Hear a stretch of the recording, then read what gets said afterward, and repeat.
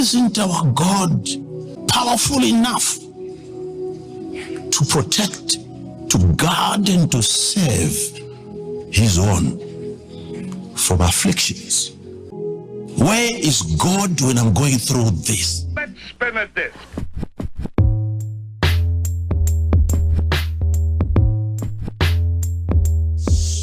Between us and God, because of faith, we got justified. And rejoice in hope of the glory of God. Yeah.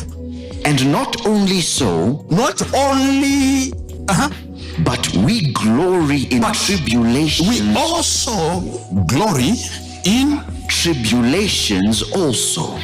In tribulations also we glory. Yeah. The glory there is we rejoice, we glow, we shine. There must be a mystery to the tribulation, to the afflictions that we go through. Now, he's saying we glory also in what? Tribulations. Now, this is the reason why we glory. Knowing that Now, tribulation. we know, it's because we know. Not everyone knows. I'm helping you to know now. Now, he says, we know. What does he know? Knowing that tribulation worketh patience. Tribulation worketh. Tribulation produces. What is that? That's what you're here to know. Paul is saying, because we know the end product. Therefore, we glory in tribulations. What is this man saying?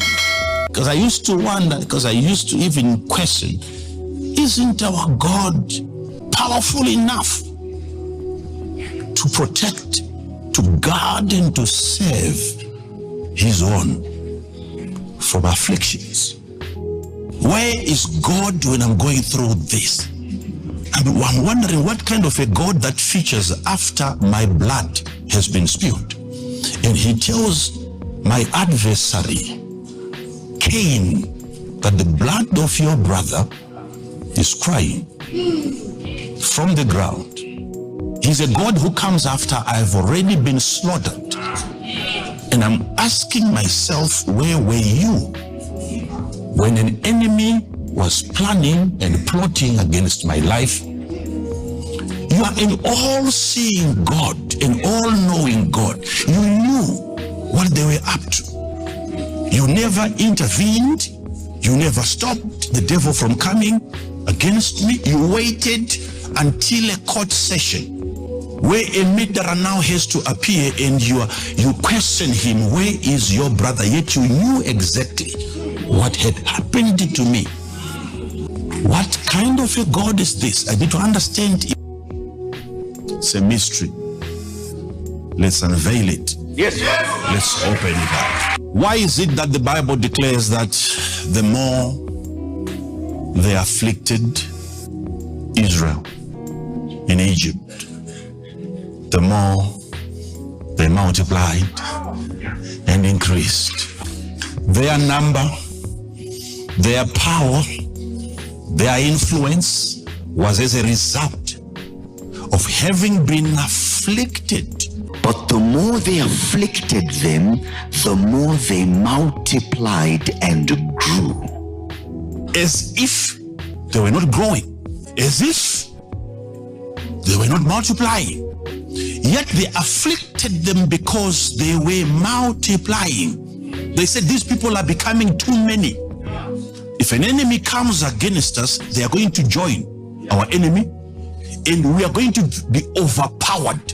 Let us afflict them so that we control the birth rate. The more they afflicted them, what is it in us that we are not aware of that requires an affliction before multiplication can happen?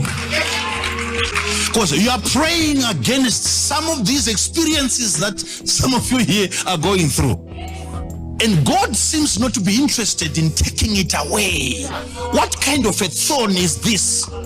that is not responding to this kind of grace, this power, this anointing that you see every day. Everyone who comes here to church, he gives a testimony. This is what God did for me. And you're wondering, how come? I've had the problem ever since I joined this ministry. What kind of a problem is that? You are calling it a problem. I'm here tonight to let you know that that might actually be an ingredient. Now, the growth started the day the affliction arrived in the camp. Talk to me about that. What is that with the child of God that you afflict him? You pull him down the more he rises up. What is it? The day that they fire you from work, that's the beginning of a new operation, a new program, a new project, a new company.